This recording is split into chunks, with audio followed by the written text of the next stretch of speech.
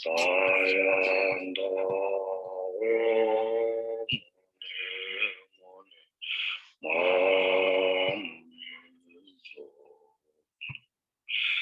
Dayanda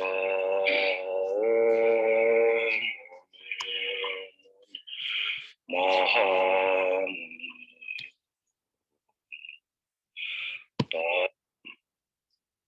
Was that chanting coming through? Yep. Stopped it before it got to the jazz part.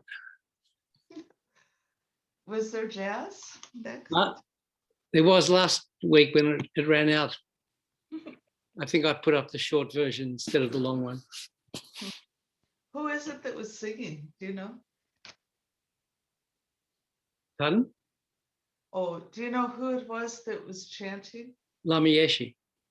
Oh, He started most of his teachings, a lot of his teachings, by chanting the Shakyamuni Buddha mantra, that one, 3 or 7 times, or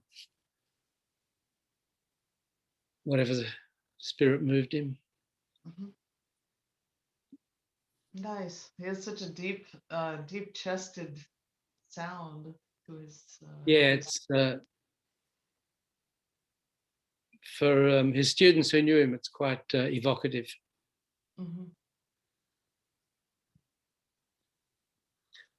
Okay, so let's just do a little meditation first on the breath. We all know how to do that.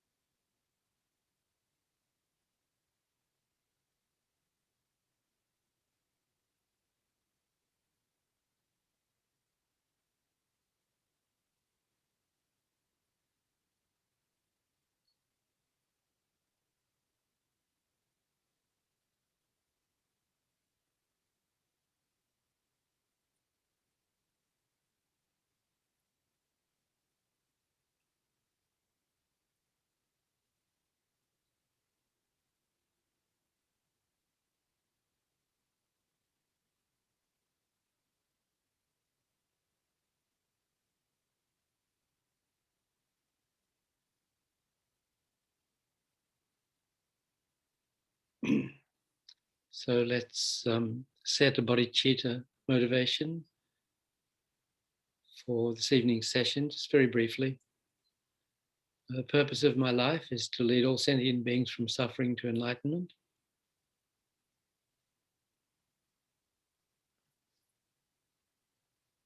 In order to do that, first I have to reach enlightenment myself. And that depends upon my completing the path to enlightenment.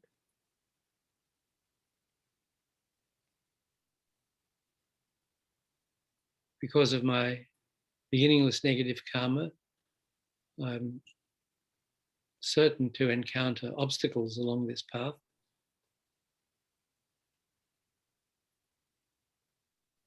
So I need to know how to transform those obstacles into the path itself.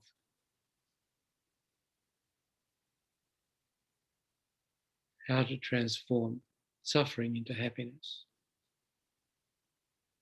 Therefore, I'm going to participate in this session on transforming problems into happiness.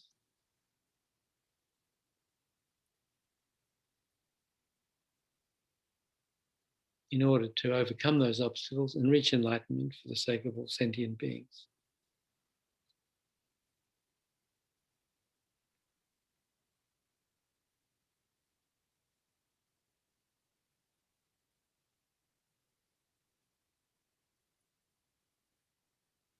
So the ultimate beneficiary of what we're doing tonight is all sentient beings.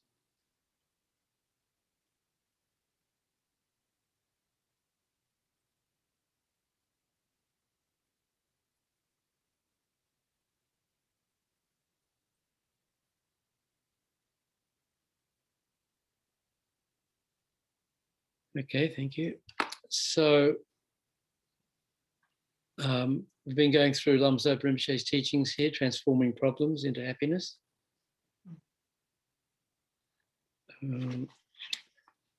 So as you probably know now, this is a commentary on a text called Instructions on Turning Happiness and Suffering into the Path to Enlightenment by Nyingma Lama, called Jigme Tempe Nyima. So this root text is at the back of the book. So if I've been talking about Lama Zopa Rinpoche's teachings on the beginnings of that text, I thought we should probably go through the root text and get an imprint of that on our minds. Probably can't finish it tonight, so to do what we can tonight and finish it next week. Anyway, before I start, are there any questions? Right, this is fourth week out of 5, so we've got 2 more weeks to go. So I don't know if there are any questions arising from the first 3 weeks or anything.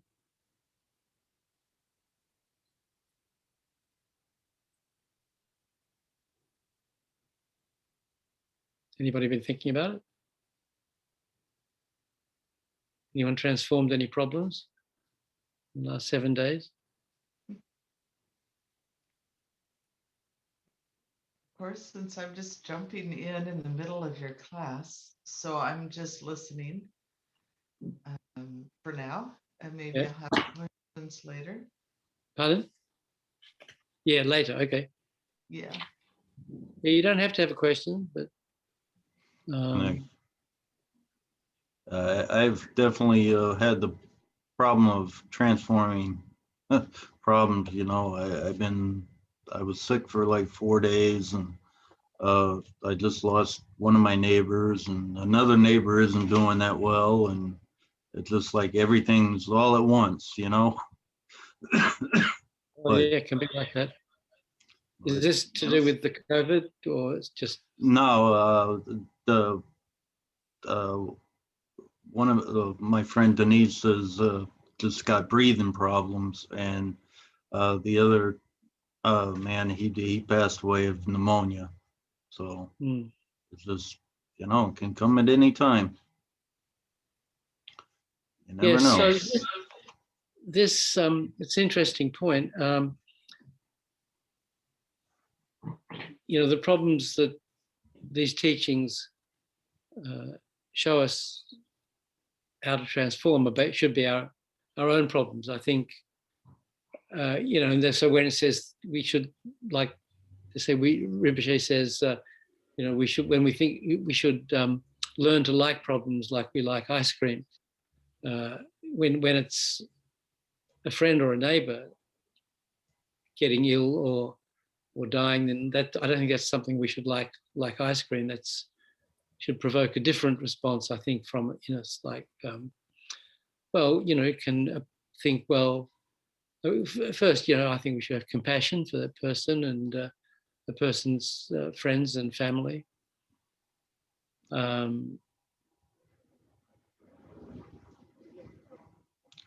Well, it helped me with the meditation on impermanence, Yes, and then we apply it to ourselves.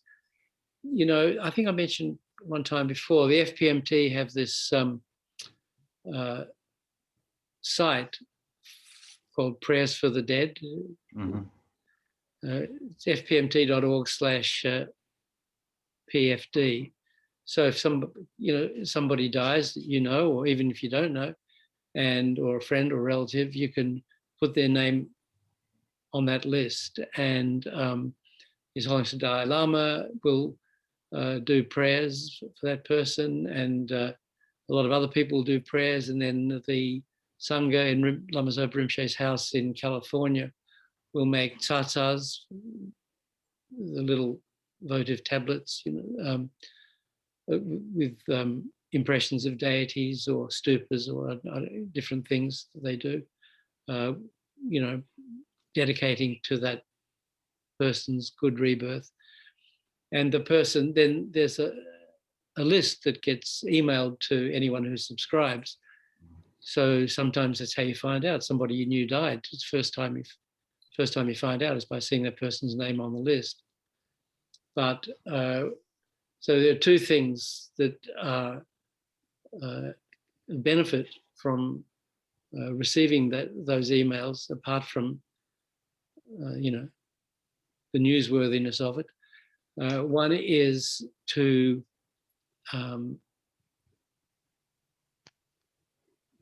pray for the people who've died. So usually when the list comes out, there may be, depending how often you look at it, but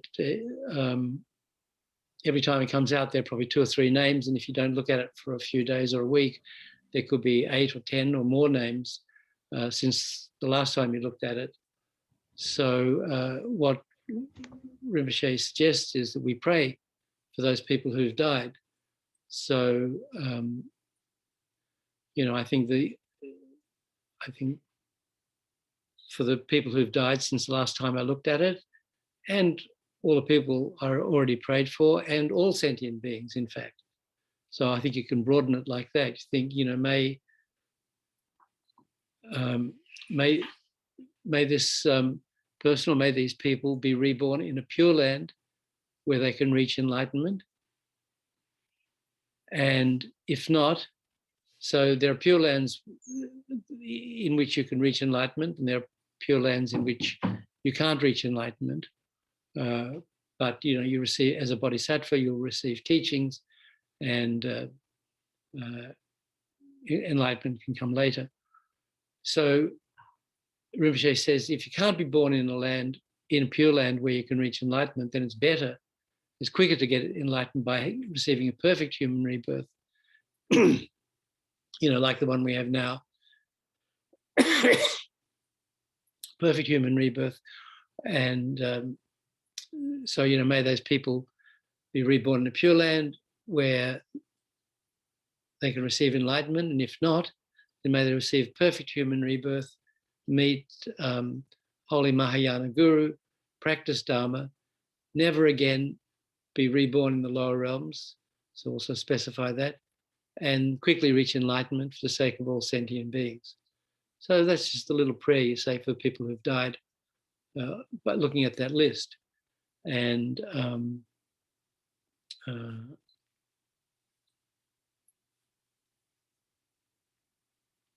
so that's one thing to do.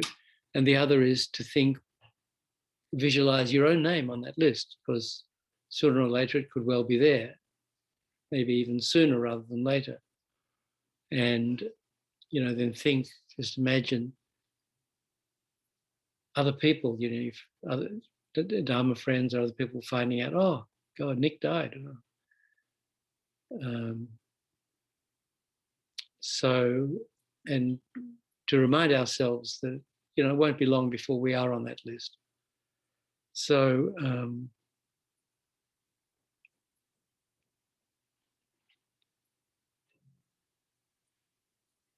so that's how to respond to other people's sickness and death, I think, is with compassion, but also to apply it to ourselves. Think, well, that could easily have been me, and sooner or later it will be. But in terms of problems to transform, like in terms of liking problems like ice cream, then we shouldn't, like other people have those problems. It's really just applying to ourselves.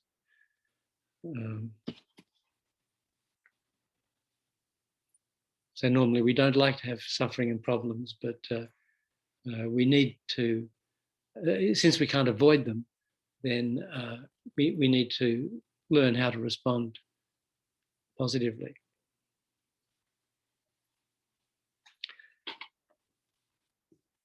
So I'll just start reading this root text. Instructions on turning happiness and suffering into the path of enlightenment.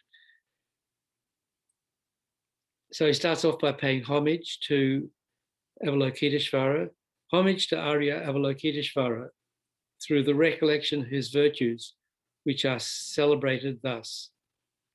He who is always happy because of the happiness of others and extremely distressed by the sufferings of others, who has achieved the quality of great compassion, he renounces caring about his own happiness and suffering. So often you'll find a text starts with the homage. Homage, when it's homage to Avalokiteshvara or Chenrezig, it means it's a text, out of the two streams of teaching, wisdom and method. It's from the method side. This text deals with compassion and bodhicitta. If the salutation is to Manjushri, it shows the text is to do with the wisdom side, the teachings on emptiness.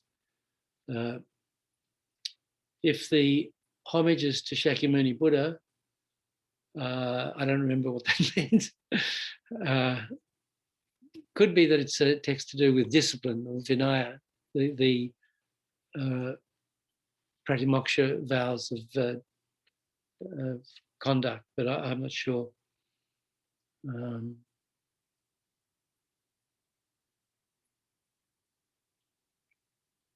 Anyway, something like that. So it's just the author indicates his or her intent by offering homage to a particular deity. Then comes the expression of intent. I'm going to write a brief instruction on accepting happiness and suffering as the path of enlightenment. It is the most priceless teaching in the world. That's a big statement. It is the most priceless teaching in the world and a useful tool for a spiritual life.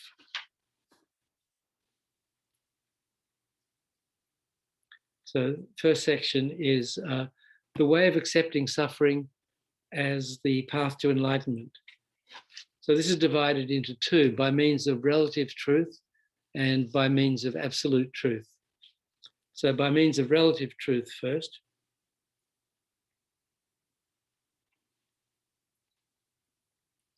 Whenever affliction comes to you from beings or inanimate objects, if your mind gets used to perceiving only the suffering or the negative aspects, then even from a small negative incident, great mental pain will ensue.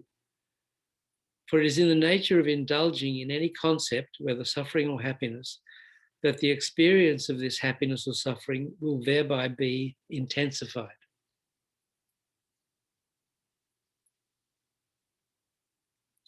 As this negative experience gradually becomes stronger, a time will come when most of what appears before you will become the cause of bringing you unhappiness, and happiness will never have a chance to arise. If you do not realize that the fault lies with your own mind's way of gaining experience, and if you blame external conditions alone, then the ceaseless flame of negative deeds such as hatred and suffering will increase. This is called all appearances arising in the form of enemies. So, in explaining this verse, as we've been through Lama Zopa Rinpoche's teachings earlier, then you've heard that before. All experiences arising in the form of enemies, if we see everything negatively. You should thoroughly understand that the reason living beings in the quarreling age, that's this also called degenerate age,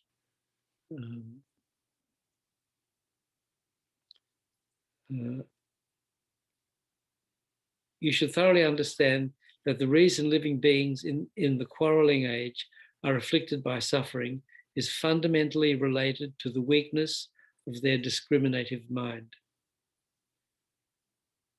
Thus, being invincible against obstacles such as enemies, illnesses, and harmful spirits does not mean that you can drive them away so that they will not recur. Rather, it means that they will not be able to arise as obstacles to the pursuit of the path of enlightenment. In order to succeed in using suffering as the support of the path, you should train yourself in the following two ways.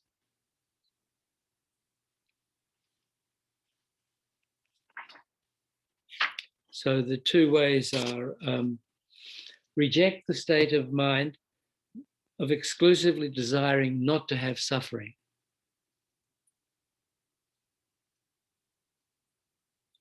So, we'll often hear in teachings, the Lamas will say that, all beings want happiness and don't want suffering.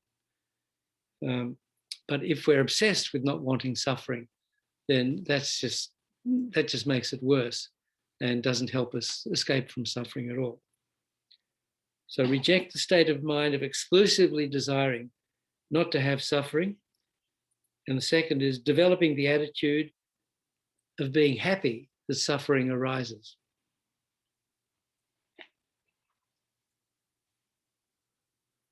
So I think, these are kind of radical concepts, aren't they? I mean, if you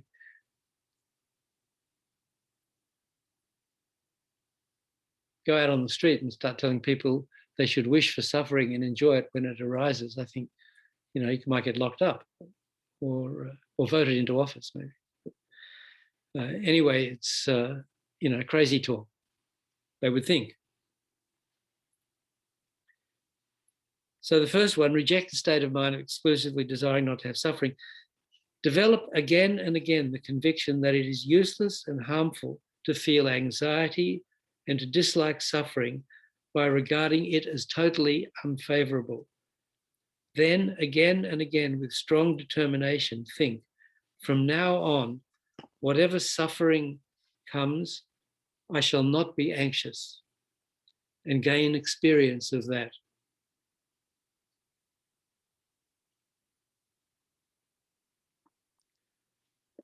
So there are a couple of points here. One is that the uselessness of considering suffering as something unfavorable. So this comes from Shantideva, obviously. If you can remedy the suffering, then you don't need to be unhappy. If you cannot remedy it, then there is no benefit to being unhappy.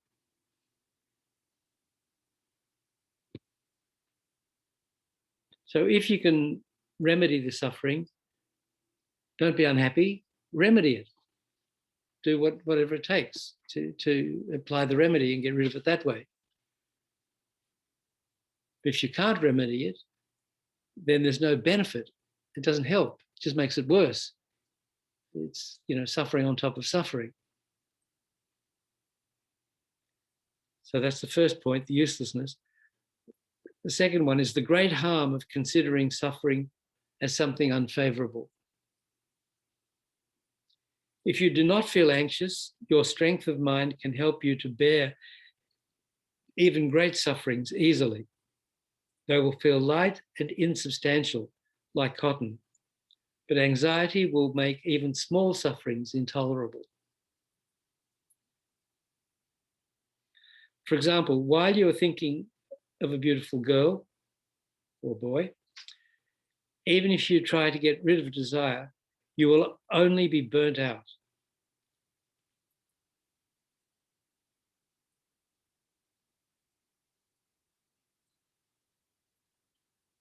While you're thinking of a beautiful person, even if you try to get rid of desire, you'll only be burnt out. Similarly, if you concentrate on the painful characteristics of suffering, you will not be able to develop tolerance for it.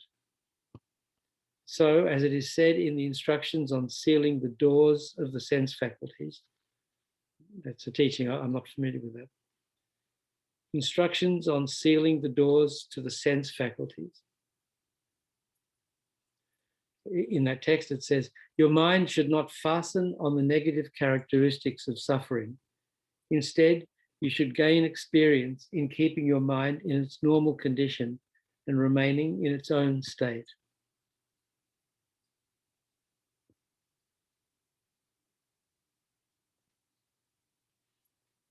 So you're calm, clear, and undisturbed.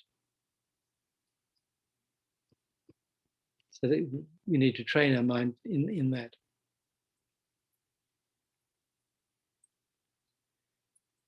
Then second, so that's rejecting the state of mind that exclusive desires not to have suffering. The second one is developing the attitude of being happy that suffering arises. This is the practice of cultivating joy when suffering arises by regarding it as a support to the path of enlightenment. To apply this practice to your life, whenever suffering arises, you must have a training in a virtuous practice according to the ability of your mind. Otherwise, if having merely a theoretical understanding, you think, if I have certain skillful means to apply, the sufferings could bring this or that benefit. It will be difficult for you to achieve the goal. For as it is said, the goal is farther than the sky from the earth.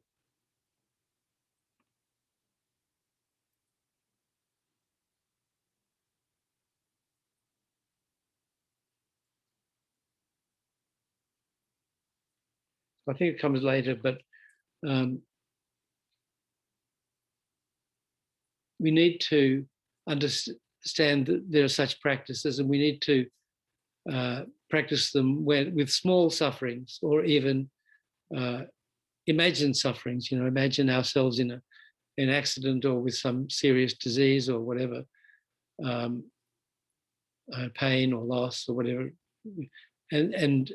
and sort of train in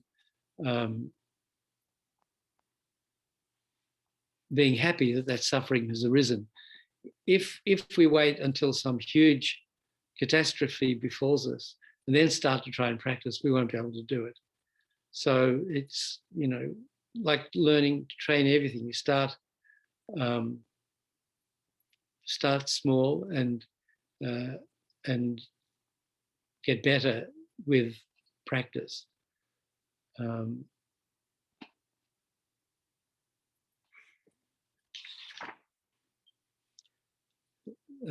So there are 7 different points here about developing the attitude of being happy that suffering arises. The first is suffering as the support of training in the mind of emergence from samsara. Suffering as the support of training in the mind of emergence from samsara, or renunciation. Think, as long as I am wandering powerlessly in samsara, the arising of suffering is not an injustice, but is the nature of my being in samsara.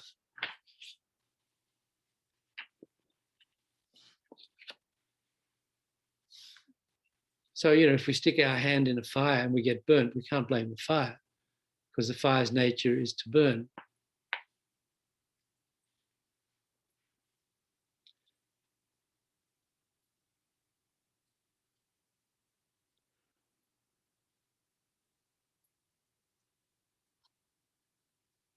There's the stories about the person rescuing the snake. You heard any of those? Well, a guy was walking down a track, and he saw a snake had fallen into a campfire and was being burnt. So he rushed in and pulled the snake out before it was badly burnt, and he poured water on it and soothed it like that. And then the snake turned around and bit him. He said to the snake, "I've just saved you from being burnt. Why the hell did you bite me?" He said, "I'm a snake.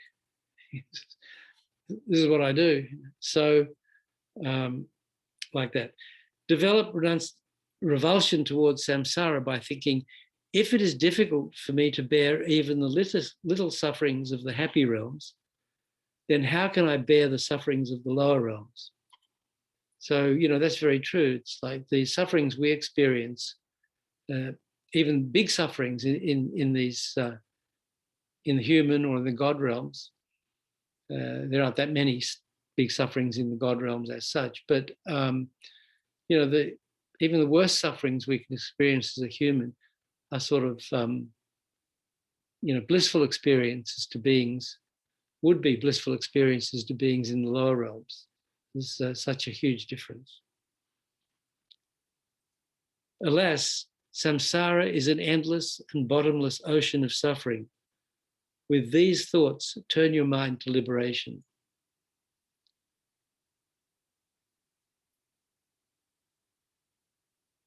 So, as Lama Tsongkhapa says in the Foundation of All Good Qualities, day and night.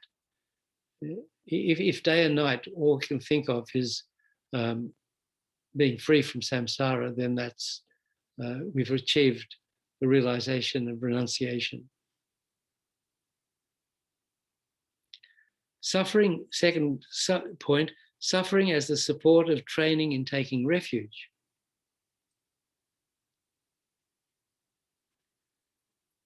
Train in taking refuge by developing a strong belief and thinking the three precious jewels, Buddha, Dharma, and Sangha, or as Lama Zopa Rinpoche likes to translate it, the three precious sublime ones, Konchok Sum. Is it not the three rare sublime ones, or it's precious? Did I say precious? Rare. Rare, yeah. Yeah. The Konchok. Well, rare, precious, sublime. Kon means Konchok Sum. Sum is three. Kon can mean,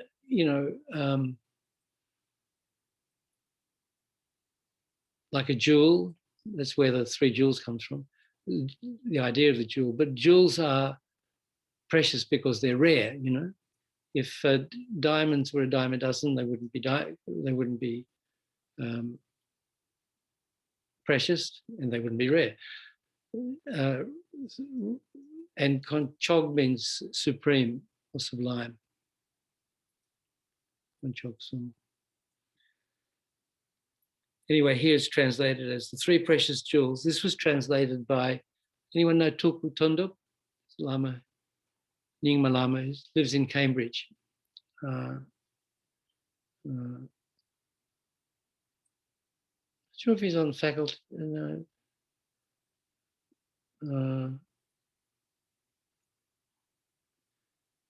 I mentioned before Dodrup Chen. I think we looked at the text by him or something at some point, maybe in the last series, I can't remember. They have a centre called Mahasiddha Centre, I think out in Hawley, Western Mass. Dodrup Chen and Tulku Tonduk is one of his students, and translated by Tulku Tonduk and a guy called Harold Talbot, who passed away last year. He was an interesting guy. Anyway,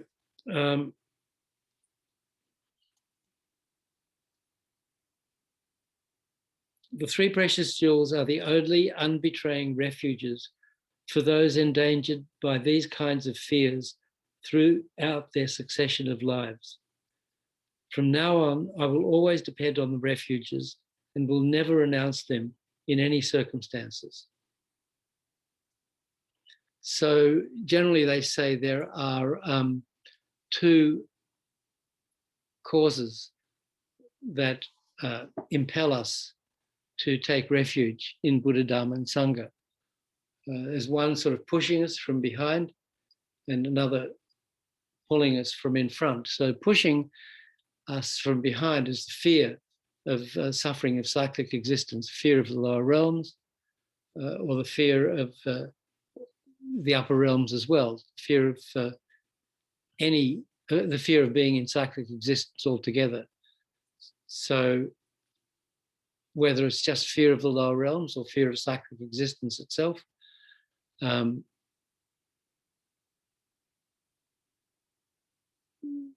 deep understanding of the sufferings of cyclic existence causes us to look around to see if there's a way out. And then we learn about Buddha, Dharma, and Sangha, and we look at their qualities and we realize that they are a reliable path or a guide out of the suffering of cyclic existence. And so we, study the teachings that explain the qualities of each of them, the Buddha, Dharma, and the Sangha, and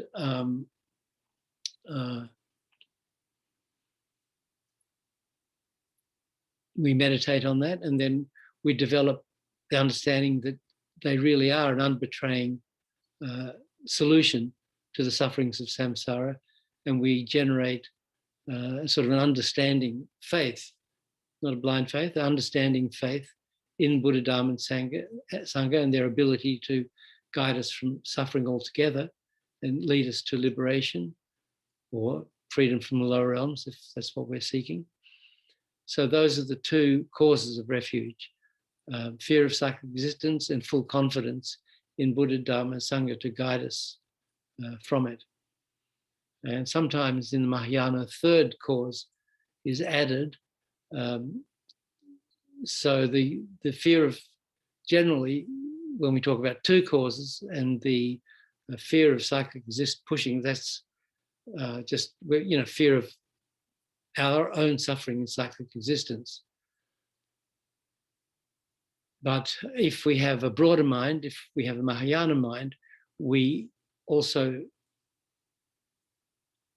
can feel fear that others should have to suffer in cyclic existence. So we take refuge, not just on the basis of our own fear, on the basis of fear of our own suffering, but fear of all sentient beings suffering in cyclic existence. So that's called taking a Mahayana refuge, taking refuge for the sake of all sentient beings. But either way, that suffering is useful in that it impels us to take refuge in the solution to suffering.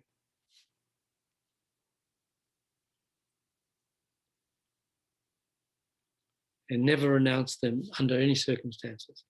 So the third one is suffering as the support of training in overcoming pride.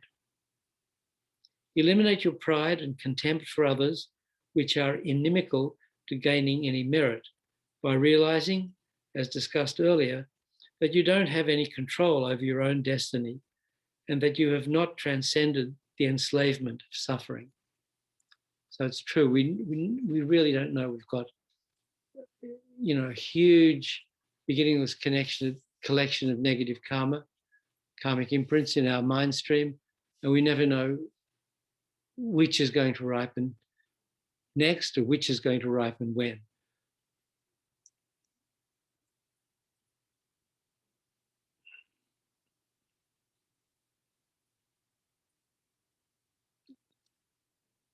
So given that we're at the mercy of our previously created negative karma, we can never really feel pride that, oh, I'm so good, or I'm, everything's going well, I'm so clever, I've done this, I've done that, because it can all, come tumbling down in a moment.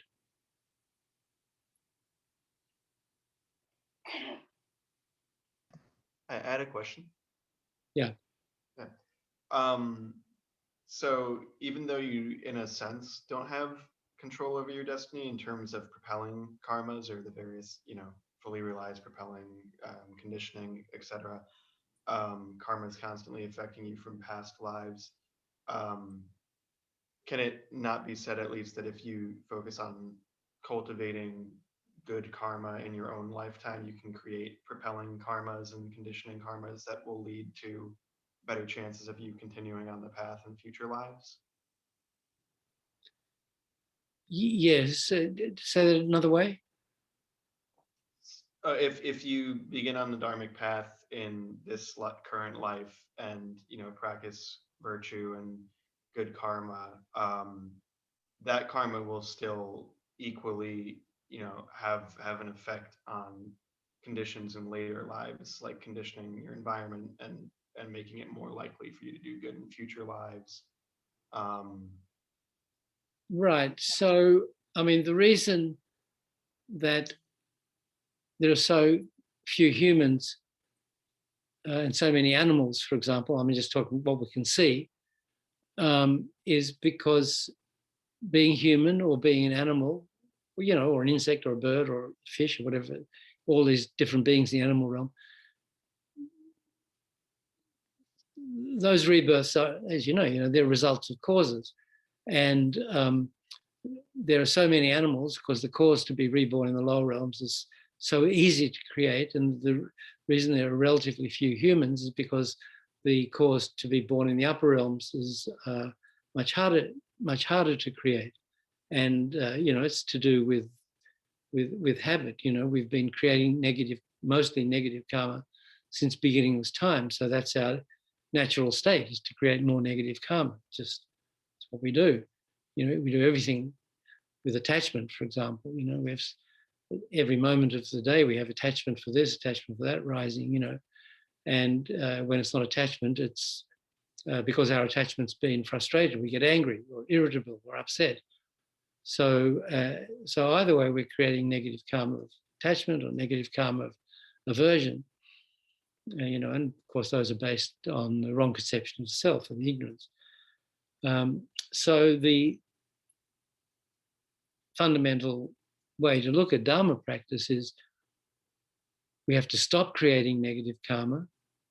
We have to purify through various techniques, the negative karma that we've already created, and and stopping creating negative karma entails taking precepts, making vows not to create different kinds of negative karma, and to create as much positive karma as possible by doing different Dharma practices, by studying Lam Rim, by listening to teachings or reading teachings on emptiness, by doing circumambulation, by making stupas or statues or tanka paintings, by doing reciting certain purification mantras, especially the Vajrasattva mantra or the Samaya Vajra, Damsik Dorji mantra, or doing those practices, purifying practices with those Vajrasattva or Samaya Vajra. Doing prostrations with the confession to the 35 Buddhas.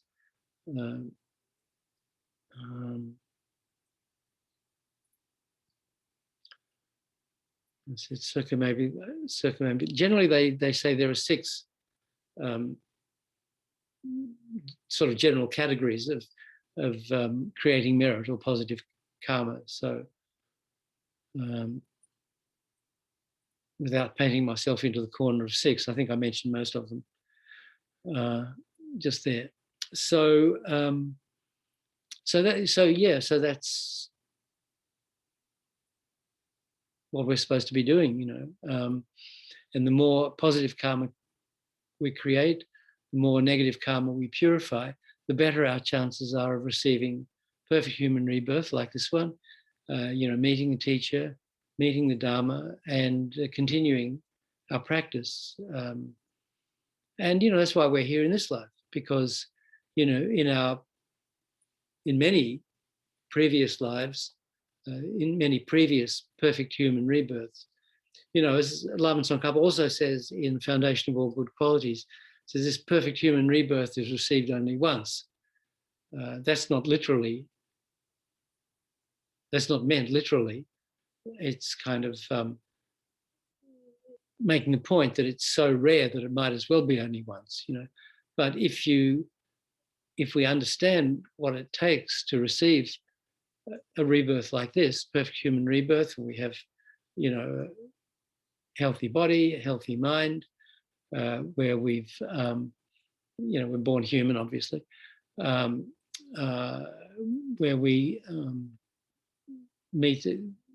we're born at a time when the Dharma teachings still exist. We meet a teacher, we have the opportunity to practice.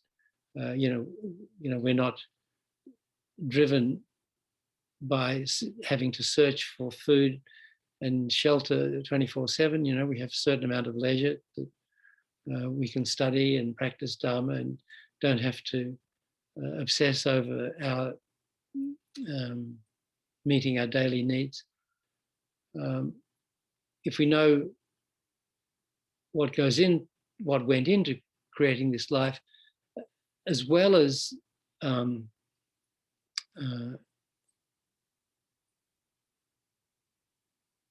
practicing, pure morality and practicing generosity and the other perfections, actually.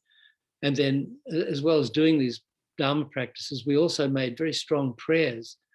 Either we prayed to receive another perfect human rebirth in the future, and that prayer, I think the function of prayer is to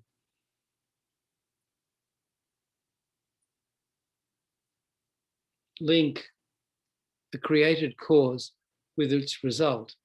So that if we've created the cause to receive a perfect human rebirth, but we haven't prayed strongly enough to receive it, then it might take longer to receive it than if we made sort of pure prayers to receive perfect human rebirth. Pure in the sense that, may I receive a perfect human rebirth after this one, so that I can continue on the path in order to enlighten all sentient beings. So the really pure prayer is the one made with bodhicitta.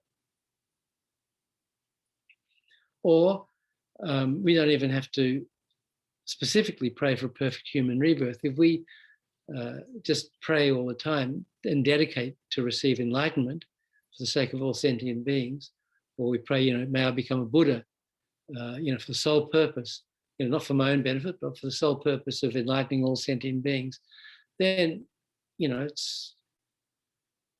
we're probably not going to get enlightened in this lifetime, let's face it, so, but in order to reach enlightenment, it's going to automatically lead us to more perfect human rebirths, because that's what we need to do. That's what we need in order to continue our progress on the path, until eventually, we can become bodhisattvas, realize bodhicitta, and then go through the 10 bodhisattva levels, and like that. So that's, and it's not probably enough to do it in one lifetime. We're here in this lifetime because it's quite a difficult time as the Dharma is fading. It was in some ways you needed better karma to be born around the time of the Buddha, but or in the Buddha's presence especially, but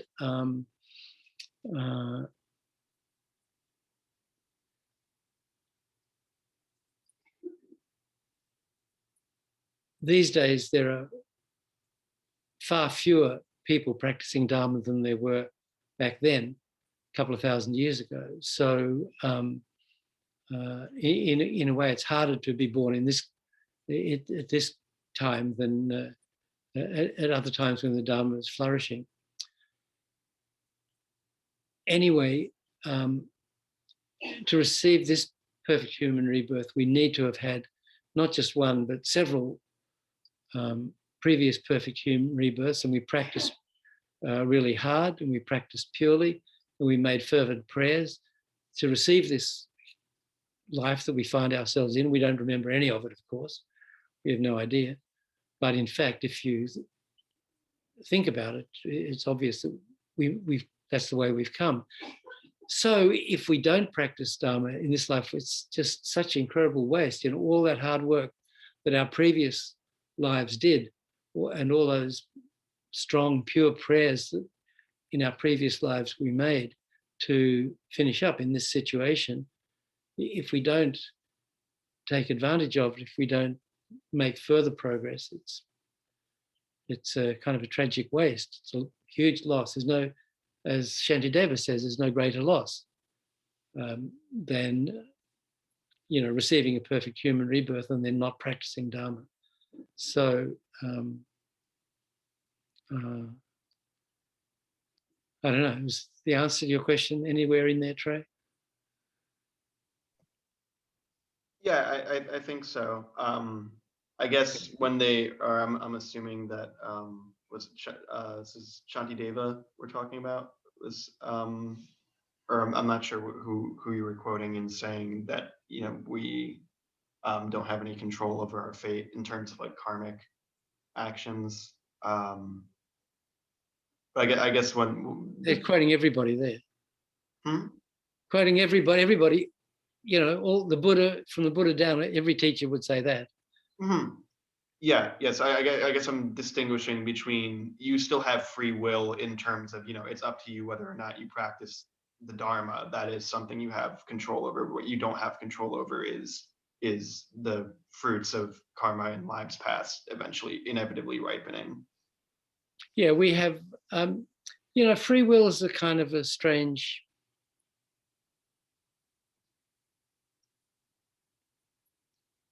concept to get your mind around when you're thinking about karma as well, because if you're walking down a road and there's a fork, as Yogi Berra said, if you come to a fork in the road, take it. But you've got to go left or you've got to go right. So you have the choice there. So is it free will to go that way or to go that way? Or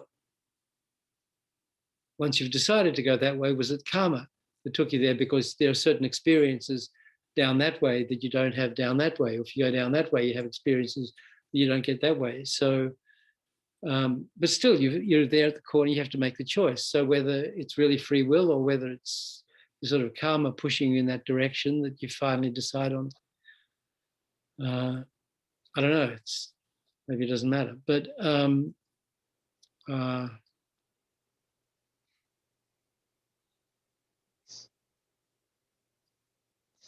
say something. Can I ask a question? Sure. So I have a lot of absurd questions. I think they're absurd. But one of them is, if it's like, let's say we have all these reincarnations and we have loss of memory about what our previous incarnations were. And then we end up in one that is, like, for instance, I have no idea, but let's just say like this particular incarnation seems like way too difficult. Like, I signed up prematurely for this life that I chose or whatever. It's too tough, So then is it okay to jump ship and say, look, I'm going to reincarnate at an easier path where it's easier for me to, I'm not saying that I want to off my life or something. I'm just saying, I'm kind of saying this tongue in cheek in a way, you know what I mean? But not really. It's like, oh my God, this life has been full of so much suffering and conflict for me in many different levels. And still, I tend to have an optimistic attitude, but then even when I'm optimistic, sometimes people get kind of jealous or mad at me that I have a happy attitude. So then I end up isolated or lonely or something. And then I'm like, well, that didn't work out very well. Like now I'm alone. And then I think, well, what am I to do? You know, it's sort of, so I love the teaching because it gives me permission to explore the idea of what is Dharma, what is Sangha, what is Buddha, and how do I come to a place of a little enjoyment and humor about all the crises that I've experienced in this life, and that I don't know how long my life will last. It could be tomorrow or it could be 30 years from now. I don't know. But is it okay to say this path was too hard? I want to start at an easier path so that I can experience Dharma. Which path is too hard? This one that I'm on feels way too hard. You mean this Buddhist Mahayana path? No, just my life path. It's just like it feels way. Well, you know, once your karma has thrown you into a situation, you know, you can't change it just radically like that. You have to make the best of it, and that's why we have this teaching. You know, that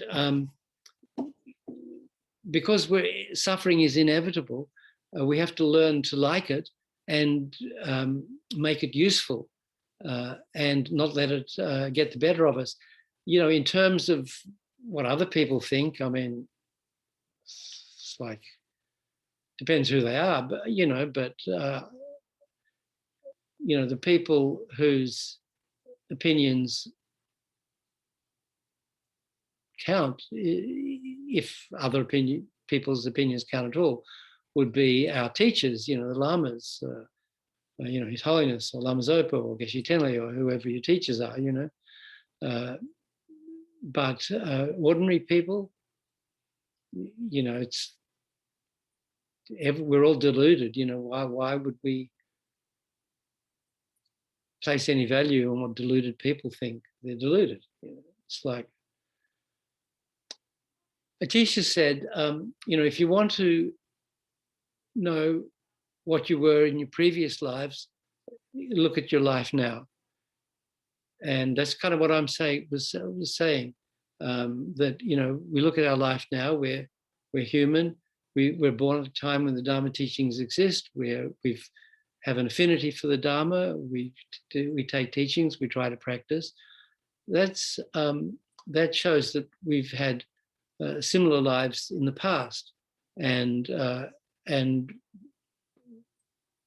we made effort in those lives to finish up in the life that we're in now. Maybe we hoped for something better, but here we are, you know, so let's make the most of this one, and maybe next time it will be better. So, you know, Atisha said, you know, if you want to know what you were in the past, look at this life. And if you want to know what you're going to be in the future, look at this life. Look at what you're doing now, you know. And it is, you know, we are at that crossroads. We can practice Dharma or not.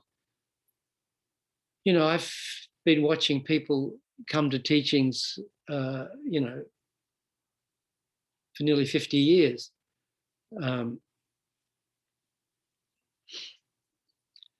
And I've seen far more people walk away from it than kind of really get involved and become Buddhists and really try to practice the path seriously. So it's not easy. And if, however, we don't walk away from it, we find we have an affinity for the teachings, then I think we're the most fortunate of the fortunate. And, you know, the only way we can find ourselves an easier life, a sort of less fraught life, is to practice bodhicitta and try to become an actual bodhisattva as soon as we can.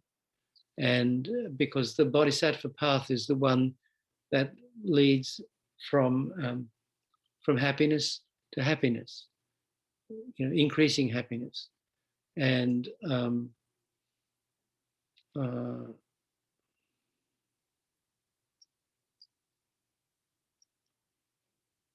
and that's one of the reasons that it says that why bodhisattvas love harmful beings so much is because bodhisattvas have such good karma that they almost never meet negative circumstances or negative people, because that's the nature of good karma, just good things happen to you and very few bad things happen. So when the bad things do happen, you sort of welcome them because A, it purifies the negative karma that caused that to happen, and it gives you opportunity to practice patience, for example, to perfect the practice of patience. We can't practice patience with people who are, who love us and who are kind to us and giving us presents and feeding us and all that, The only people we can practice patience with are those who are harming us, or those that, we don't like. And as you get further and further along the path, you meet fewer and fewer sort of nasty people. So you have to make the most of the ones you do meet.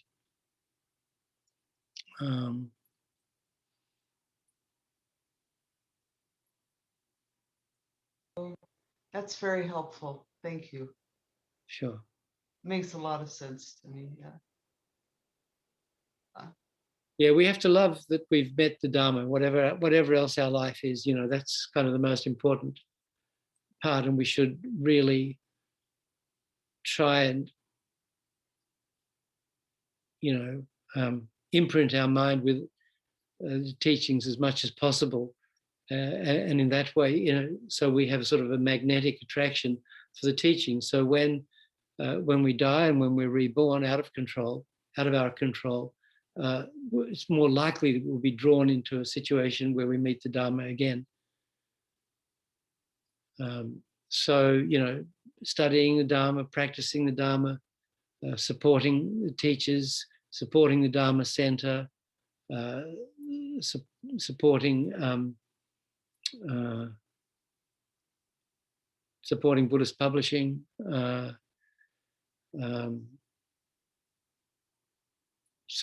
spreading the Dharma. I mean, these are all causes that will bring us to the Dharma again in future lives. And then gradually, that is the path out of suffering, the Dharma path. So, we need to encounter it as often as possible. Okay. So that's suffering as a sport of training and taking refuge. Suffering is a sport of training and overcoming pride. Then, so that's the third one. The fourth one is suffering as the support for the purification of non-virtuous deeds. Think carefully. The sufferings I have experienced and other sufferings that are more unimaginably numerous and severe than those I've experienced are all solely the results of unvirtuous deeds.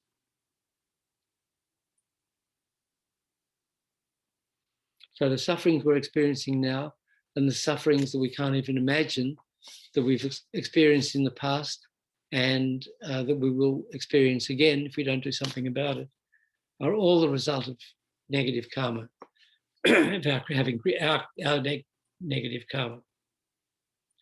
Think carefully about this with regard to the four following aspects. So these are the four fundamental characteristics of karma. The certainty of the process of karma, that means, good karma brings happiness and bad karma brings suffering. That's it. There's no way positive karma, good karma can bring suffering. There's no way negative karma can bring happiness. Second is the tendency of karma to increase greatly. So karma is expandable.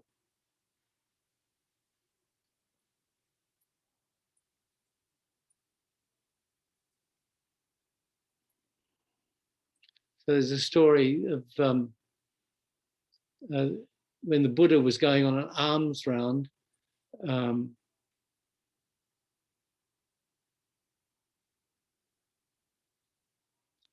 young girl offered just a small amount of food into his bowl.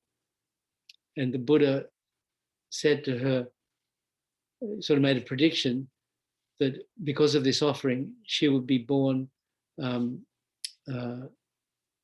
as a wheel-turning king, which is a very powerful rebirth in a God realm. And his relative, who often accompanied him, Devadatta, said to the Buddha, "You're such a liar. Why are you telling such bullshit stories to these poor people? She gives you little food, she's going to be born a wheel-turning king. What nonsense, And so the Buddha said, "Well, you see that banyan tree over there? We all know what a banyan tree is. They're these. You've seen pictures of them. There's these huge trees that grow with their branches, grow out and they grow out and they're further and further, and the branches get so heavy that I think I don't know where they grow. They grow in India. I don't know where else. That they have to prop the branches up with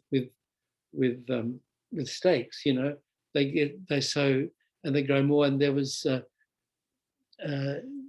they say this banyan tree was so big that you could fit 500 carriages underneath it. And how big a carriage is? We say 500 Priuses. Anyway, it's big. He said that banyan tree grew from a seed the size of my little fingernail, So just as a huge result can come from a tiny cause physically, how much more so mentally?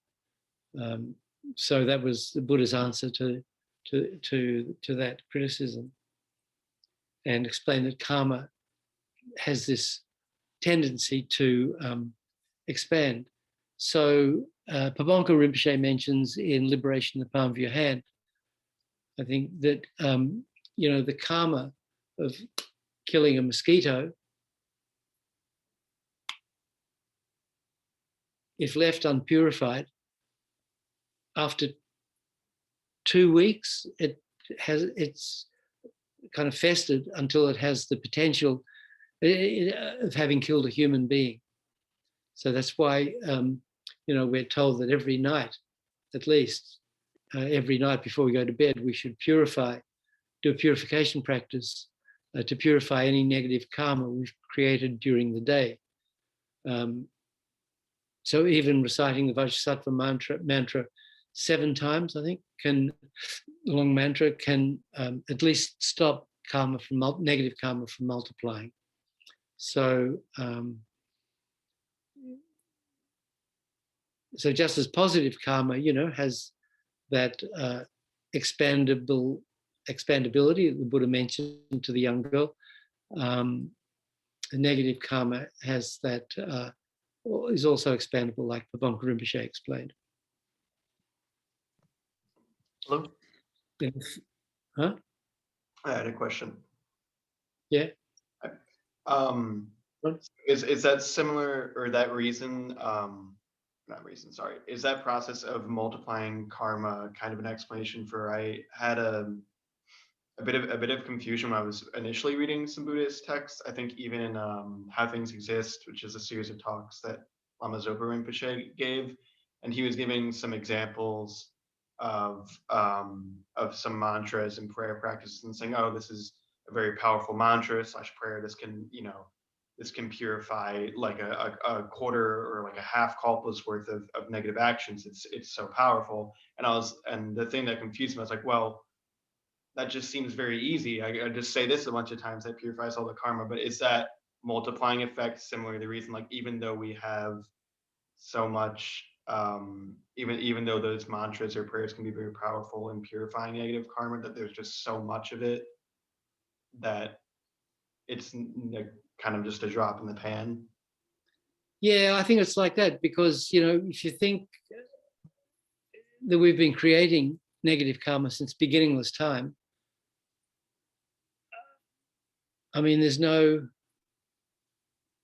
putting a size on it, you know. So, you know, it says reciting Shakyamuni Buddha's mantra once purifies 40,000 eons of negative karma. But, you know, what's infinity minus 40,000?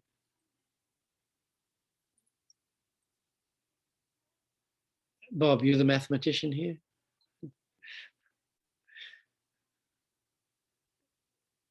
You know, you're going to say something? It's still infinity. Yeah, right. So, but, you know, at least that's 40,000 eons of negative karma that it's not going to ripen because it got purified. So, but there's still plenty more. So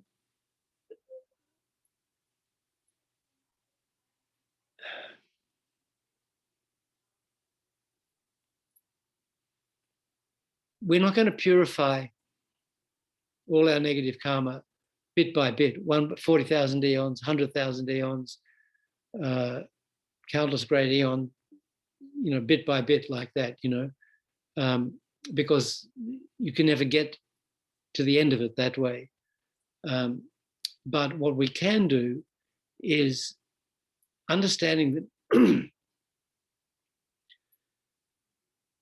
the root cause of our negative karma is our ignorance, not understanding the nature of the mind, not understanding the nature of the self. You know, that ignorance, that self-grasping ignorance, causes us to develop attachment, and because of attachment, then we get angry, aversion, you know. So these are the three poisonous minds. So, you know, the more we stop getting angry, the more we stop following attachment, the better, obviously.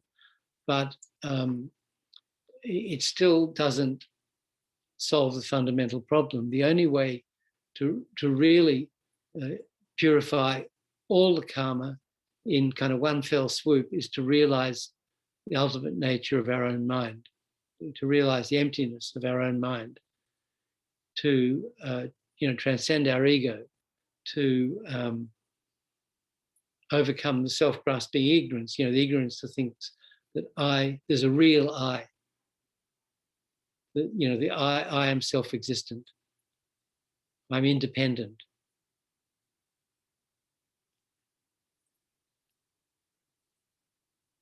So if we, by realizing emptiness, the whole thing's blown out of the water. So it's good to purify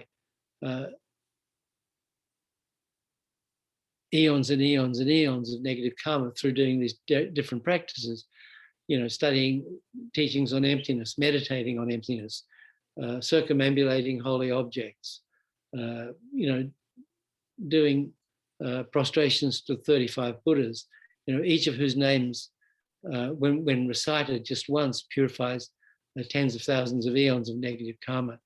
It kind of thins out our negative karma somewhat.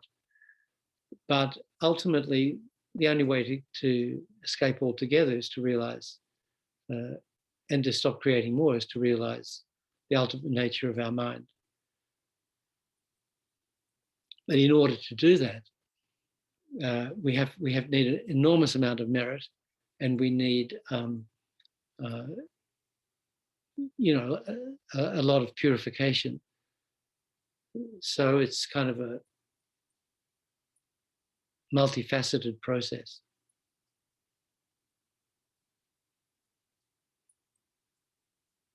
do you think, Trey?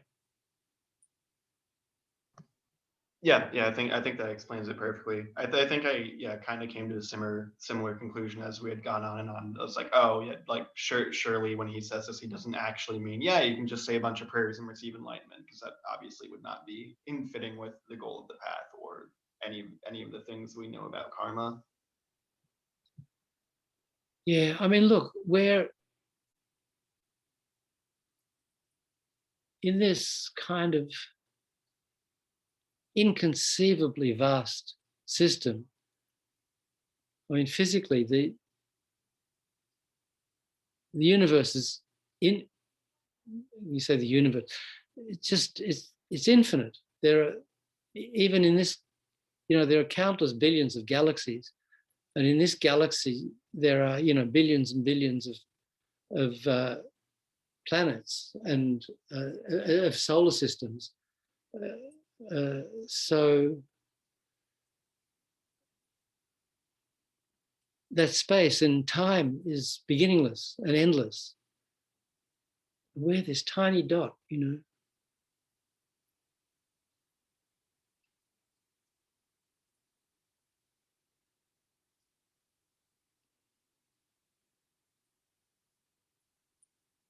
So, we need, it's good to put that into perspective sometimes, because yet, we can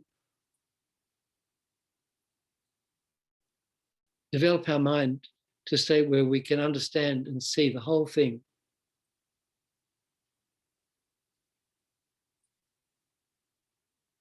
It's like it says, the omniscient mind, the Buddha's mind, sees past, present, and future simultaneously, sees all existence, relative and absolute, just like looking at the palm of your hand. I mean, so on the one hand, there's that. On the other hand, it's like the vastness of it all in terms of space and time. So, it's kind of a big project, getting enlightened, but really the only worthwhile thing to aim for.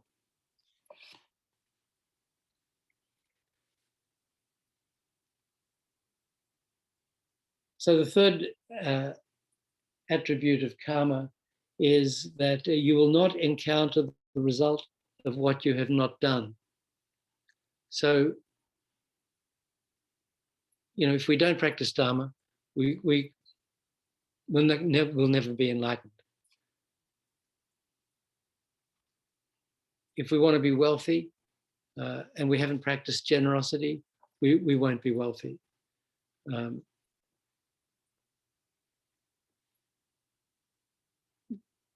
But, on the other hand, if we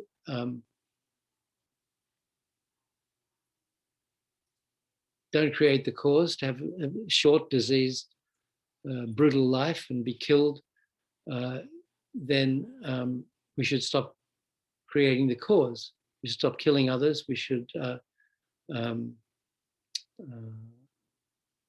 stop harming others physically, mentally, verbally, and then we won't experience the result of those kinds of actions. And then the fourth one is the effects of what you have done will not be wasted. So no karma created is ever lost. So that's why, we should even create even small positive karmas, because A, they're expandable, and secondly, we will potentially always be able to receive the result. And the negative karma,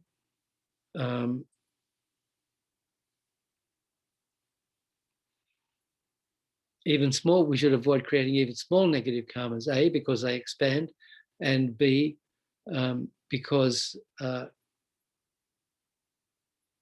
they won't just sort of let bygones be bygones, to sort of disappear somewhere in the mists of time, always in our mental continuum. Unless, so with positive karma, we can, we will experience the result unless A, it's experienced out. So if we create a positive karma and it ripens and we experience the happiness, that positive karma brought, then that karma's finished. Or we can destroy the positive karma through anger, through wrong views. So that's why when we create positive karma, such as in these sessions, or whenever we do any positive actions, we should dedicate it, because it can be destroyed. So, the effects will not be wasted. If we dedicate our positive karma, then it will continue developing in our mind stream until we reach enlightenment.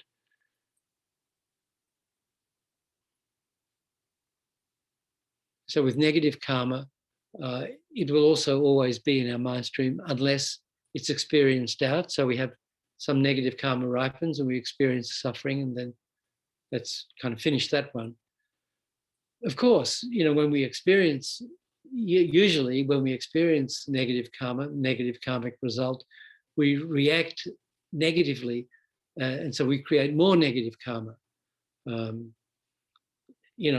Someone punches us in the face, that's that negative karma finished, but then we get angry and we punch the other person back. So not only are we destroying any positive karma that we hadn't dedicated, but we're creating more negative karma.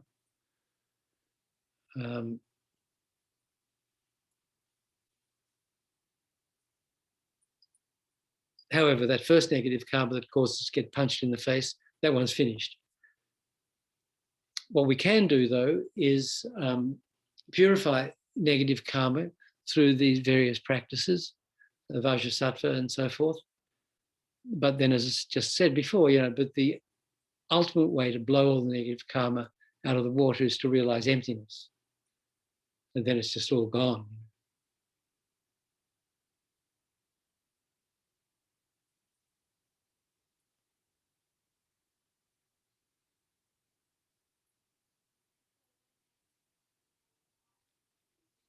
So if we don't destroy the negative karma or the positive karma, if we don't experience it, then it's there, it's still there in our mind stream,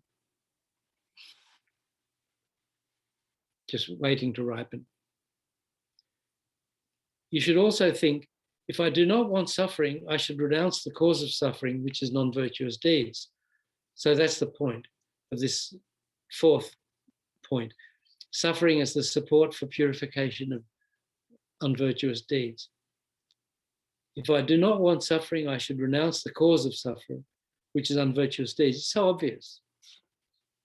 If you don't want the result, stop creating the cause.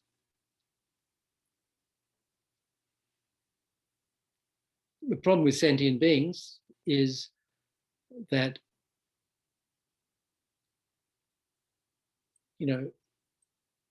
we hate the result, but we love the cause. So since we love the cause, we can never escape the result. So we love attachment. We love following, desire.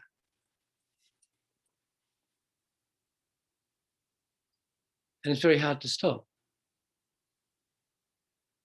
But as long as we do, we'll always be creating the cause and experiencing the result that we hate, that we don't want. So Shantideva says, sentient beings, they hate suffering, but they run to create the cause of suffering. They love happiness, but they destroy the cause of happiness as if it were their worst enemy.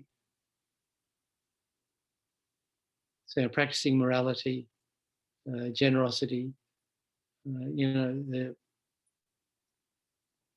practicing meditation, studying Dharma, things we're kind of lazy about.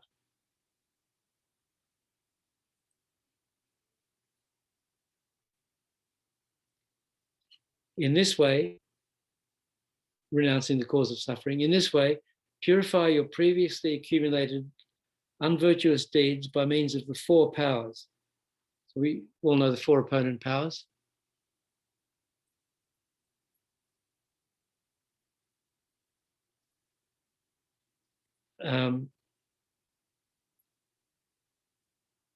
So, the power of the object, the power of regret, the power of the remedy, and the power of resolve. We won't go into that now.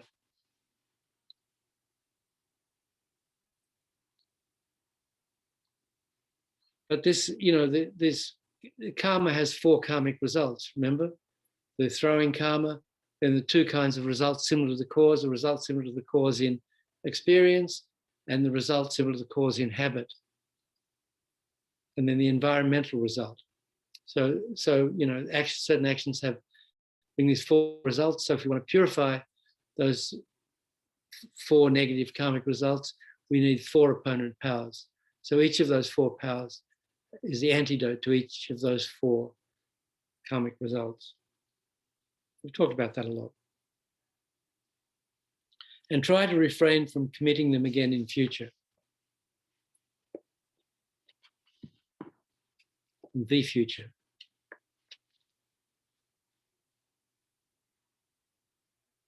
In Australia, we don't say the future. We say, we'll do it in future. Refrain from committing them again in future. Does that sound strange? You have to say the future. It's English. Okay, the 5th one, support.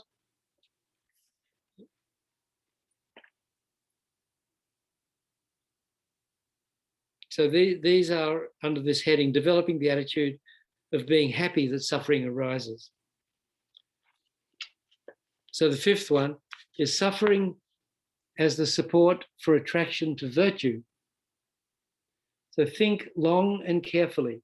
If I desire happiness, the opposite of suffering, I should try to practice its cause, which is virtue, and practice virtuous deeds through various means. So the essence of the practice of virtue is taking and keeping precepts. So, we started off with the pratimoksha precepts, the vows of individual liberation that we can take as lay people or as monks and nuns.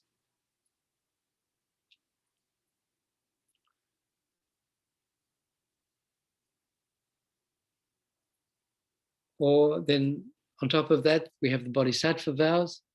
And on top of that, we have the tantric vows.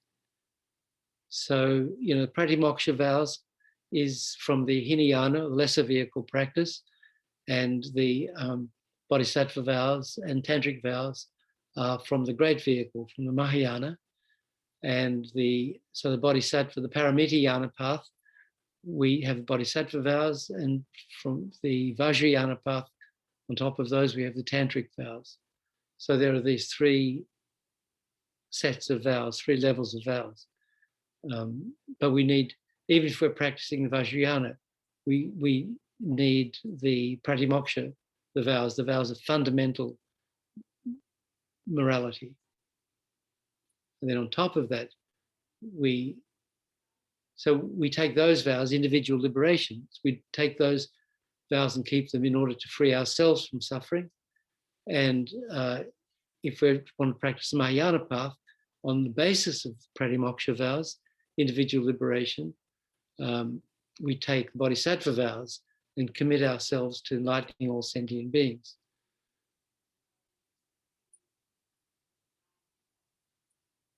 So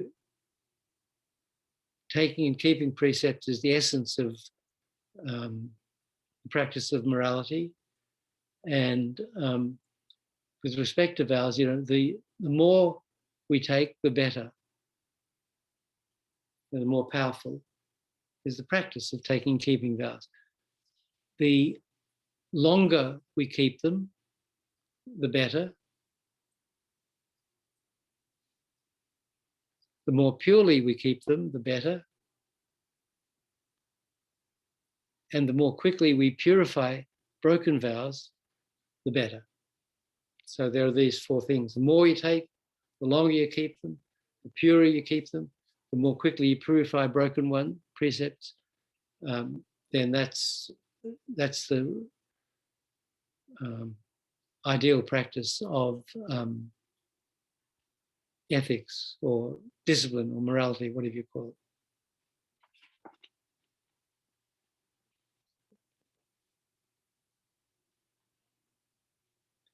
The sixth one is suffering as the support for training in compassion.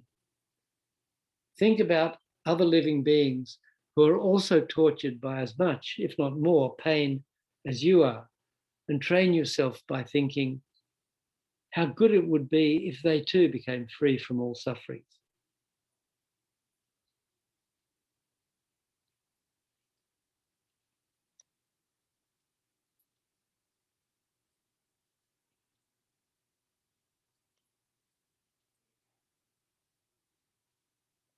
So their suffering is good in that it allows us to, it prompts us to develop bodhicitta.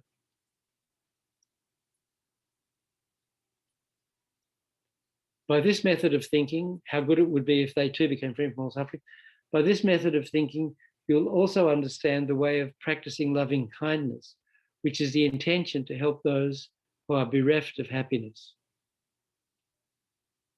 So we know, love is,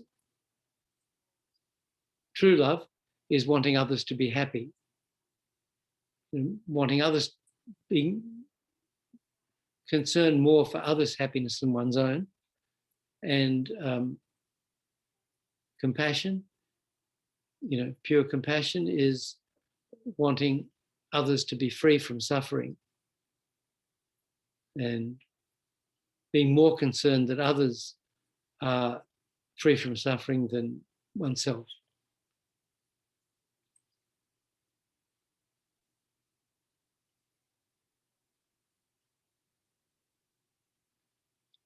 Then the seventh point here is taking suffering as the support for the meditation that others are dearer than oneself. Think, the reason I am not free from suffering is that I've been caring only about myself from beginningless time. Now I should practice caring only about others, the source of virtue and happiness.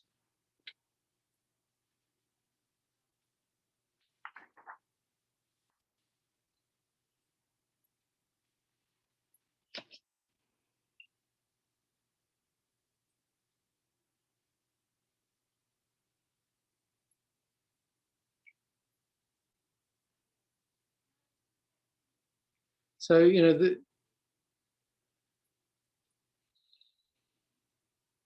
the reason that we experience happiness is because we create the cause of happiness. We create merit, we create positive karma.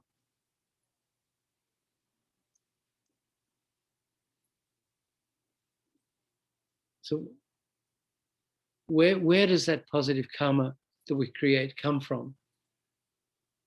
That comes from the Dharma that we receive, the Dharma that we study and try to practice. So where does the Dharma come from? The Dharma comes from the Buddha, who teaches the Dharma.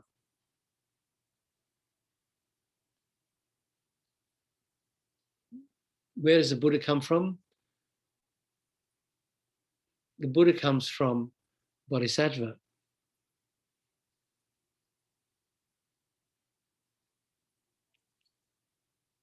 So before sentient being became a Buddha, that being was a Bodhisattva. So where does the Bodhisattva come from? Bodhisattva comes from bodhicitta.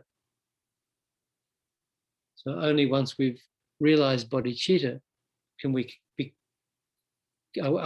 become a bodhisattva.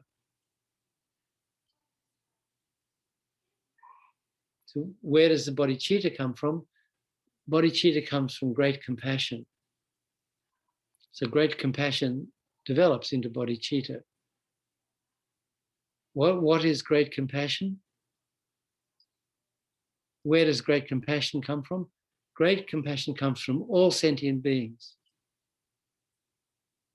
without exception. Every single sentient being. throughout all time and throughout all space, is the object of great compassion. If one sentient being is left out, then that's not great compassion.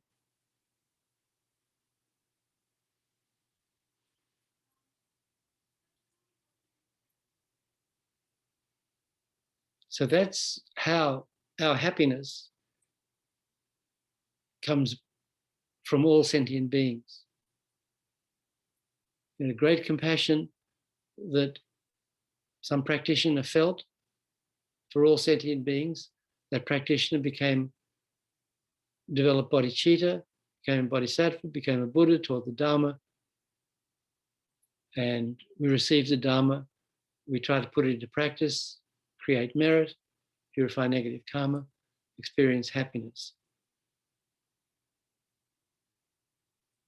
So that's our debt of gratitude to all sentient beings. That's why we always say the purpose of my life is to lead all sentient beings from suffering to enlightenment.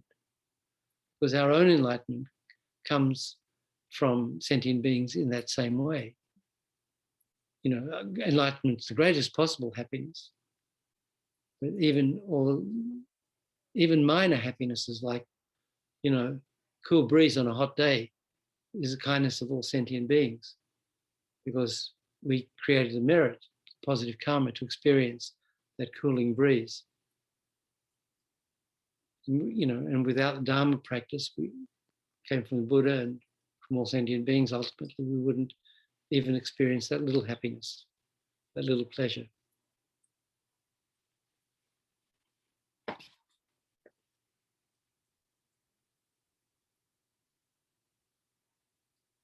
So the reason I'm not free from suffering is that I've been caring only about myself from beginningless time. Now I should practice caring only about others, the source of virtue and happiness. So, you know, that's what His Holiness calls wise selfishness. So, you know, generally we think, oh, selfishness is bad. And generally it is. You know, ordinary selfishness is bad. You know? Ordinary selfishness is I care more about my happiness than anybody else's. But His Holiness says, no, selfishness depends on the kind of selfishness you're talking about. Wise selfishness is forget about your own happiness, devote yourself solely to the happiness of others, and as a result, you will experience greater happiness than you ever imagined possible. As a sort of byproduct, sort of automatically. So it sounds sort of paradoxical or counterintuitive or something. You know? Forget about your own happiness, devote yourself solely to the happiness of others, and in that way you'll experience the greatest happiness, ultimately enlightenment. That's the path to enlightenment. If we forget about our own happiness, and we devote ourselves fully to the happiness of others, however we can, you know, then that's the way to experience the greatest happiness. If we don't do that, if we still get, you know, if we're still under the control of self-cherishing, you know, thinking my happiness is important. Okay, other beings' happiness is important too, but you know, if I don't work for my own happiness, who will? So that, you know, I'm going to do that. There are infinite Buddhas and Bodhisattvas out there, you know, working for our happiness. So, you know, they'll take care of it. And we should join them in working for the happiness of all sentient beings and forget about ourselves. You know.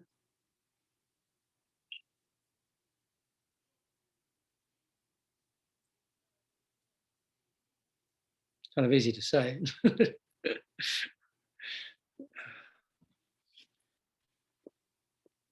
little harder to do.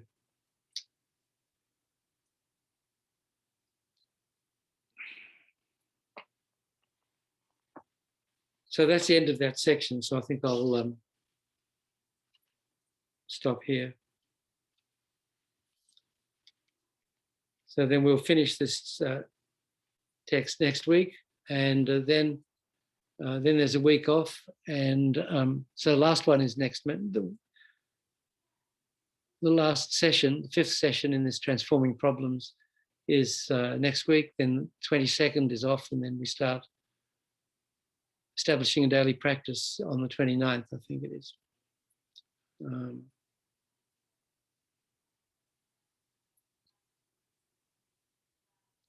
Okay, any questions?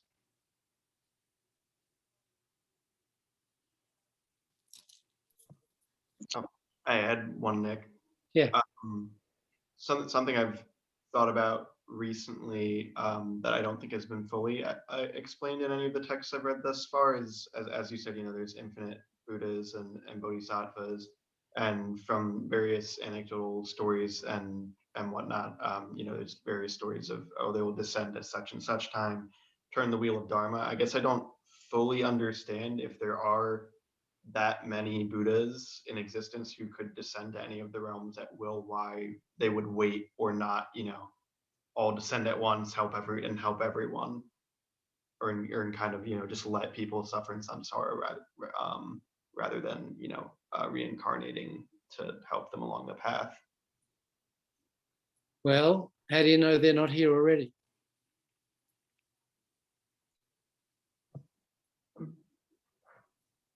I guess you don't. Well, the thing is that the power of the Buddha and the power of karma are sort of equal.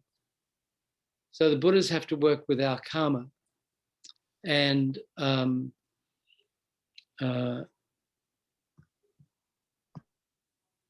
they manifest to each of us according to our karma in the right form. So, all what we're seeing here with these, the Dharma books and the statues and the paintings and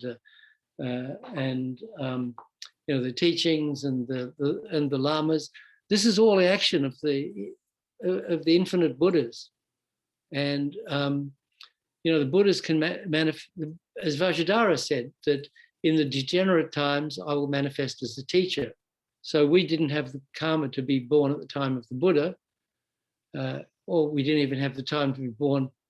We didn't have the karma to be born at the time of Nagarjuna or these amazing great teachers, Atisha, Lama Tsongkhapa. Our karma wasn't good enough to be. We were born, but still, we had enough good karma to be born at the time of His Holiness the Dalai Lama and Lama Yeshe and Lama Zopa Rinpoche and Geshe-la and all these many teachers. So these, if the Buddha himself appeared in front of you, what would he say that's different from what our teachers are telling us to do? Nothing really. Watch your karma. Purify negative karma. Create positive karma. Take precepts. Practice generosity. So, all this stuff, this is the work of, this is the action of the Buddha, of the enlightened mind, according to our karma. If, if His Holiness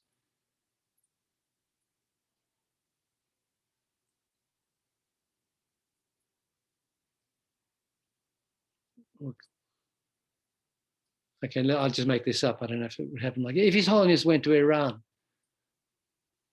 and started teaching the Dharma, how long would he last?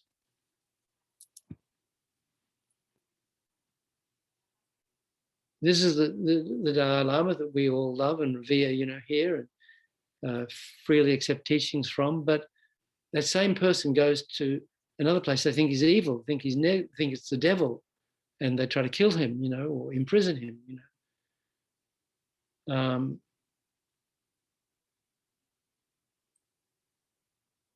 So, and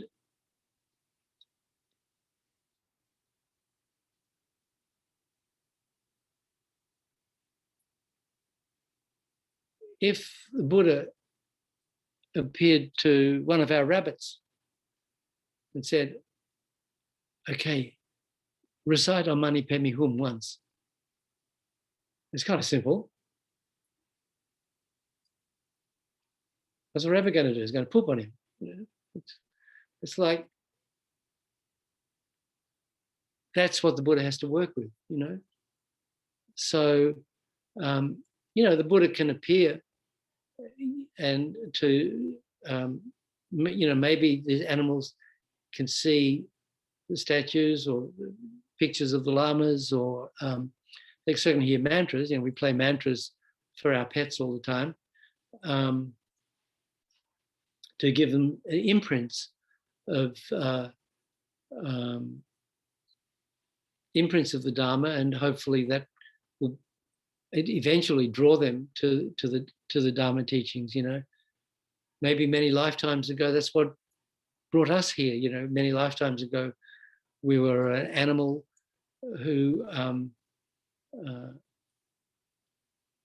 heard the Dharma, and then gradually got closer and closer, life after life, until here we are. So the power of the Buddha and power of karma are equal, and the enlightened beings.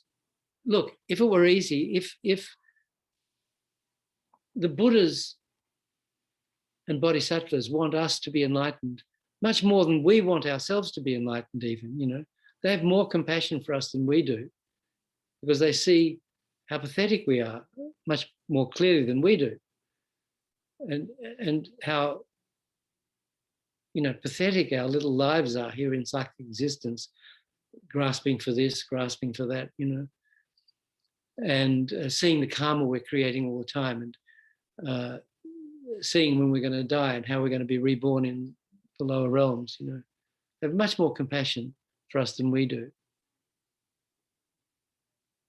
But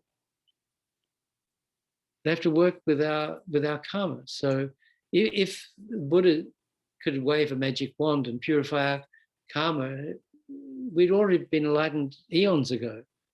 But as it says in the refuge teachings, the Buddha's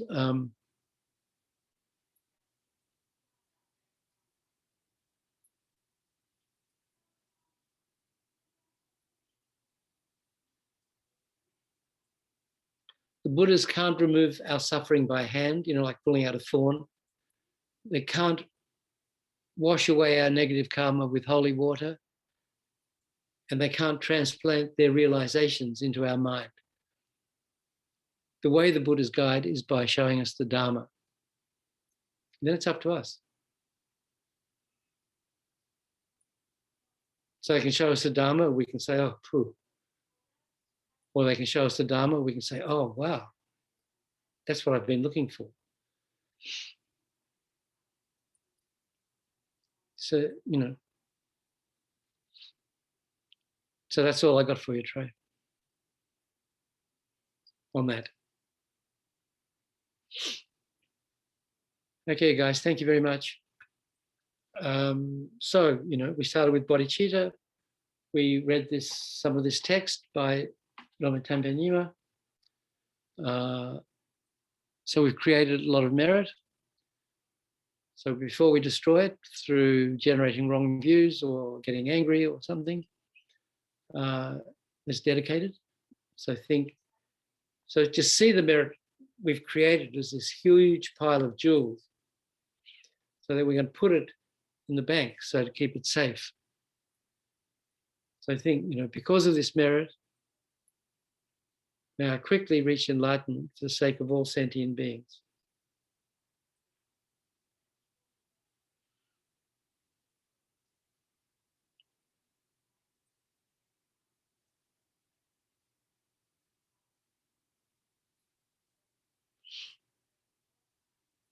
For the sake of all sentient beings, may I become enlightened, so that I can enlighten all sentient beings.